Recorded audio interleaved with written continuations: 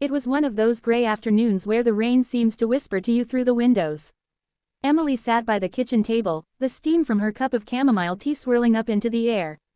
Her husband, Daniel, was away for the weekend on a business trip in Chicago. It wasn't unusual, he traveled often, but this time, the house felt a little too quiet. She looked around the cozy living room she'd decorated herself, soft beige tones, a few family photos, a half-finished jigsaw puzzle on the coffee table. The sound of rain against the roof made the house feel smaller, almost comforting, yet the silence pressed in. She decided to distract herself with baking.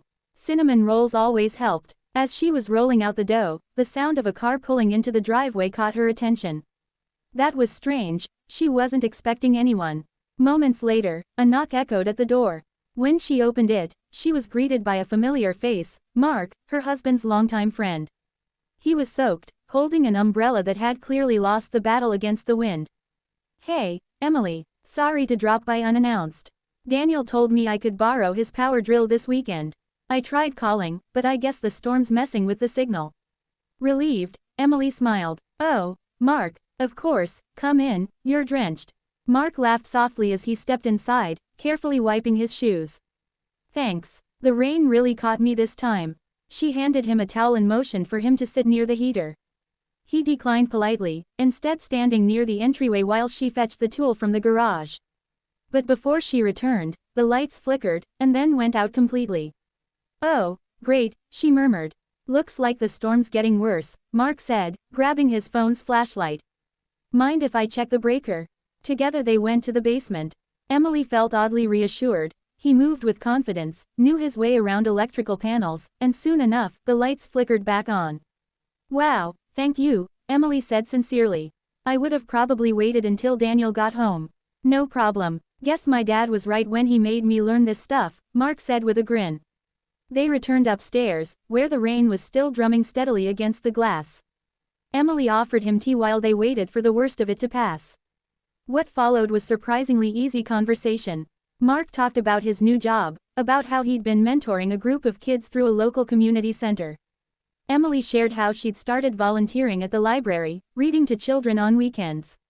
It turned out they both shared a love for small acts of service, helping others without needing recognition. As the storm raged outside, the house filled with the warm scent of cinnamon and fresh bread. "You always were the best baker," Mark said, taking a small bite of a cinnamon roll. "Daniel used to brag about these." Emily laughed, shaking her head. "He still eats half the batch before they cool down." Then came a soft quiet. The kind that wasn't uncomfortable but instead peaceful, like two people sharing mutual respect and warmth without saying too much. When the rain finally eased, Mark stood and grabbed his umbrella. "I should probably head out before it starts again. Thanks for the tea, and for the conversation." She smiled. "Anytime. Drive safe." "Okay," he nodded, then paused at the door. "By the way, I'm helping out with that community food drive next week. Daniel mentioned you might want to volunteer too." Her eyes brightened. "I'd love that. Count me in." And with that, he was gone, the sound of rain softening as his car disappeared down the street. Emily leaned against the door for a moment, a small smile tugging at her lips. It wasn't the visit she'd expected, but maybe it was exactly what she needed. That evening, when Daniel called, she told him everything. "Mark came by for the drill and helped me fix the power." "You have good friends, Daniel." Daniel chuckled through the phone. "He's one of the best. I'm glad he stopped by." The next week, all three of them met again at the community center. Emily watched as Mark helped carry boxes of canned goods while Daniel organized volunteers. They were both laughing, teasing each other like brothers.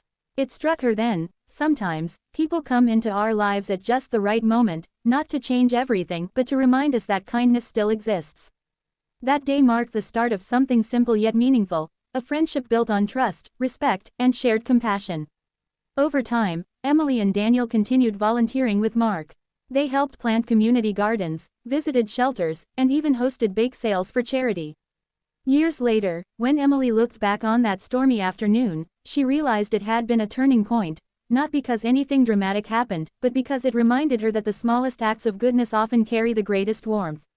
In a world often too busy to slow down, a simple knock on the door had opened the way for lasting friendship, community, and faith in humanity. And every time it rained, Emily still found herself smiling, Because sometimes, storms bring people closer in ways sunshine never could.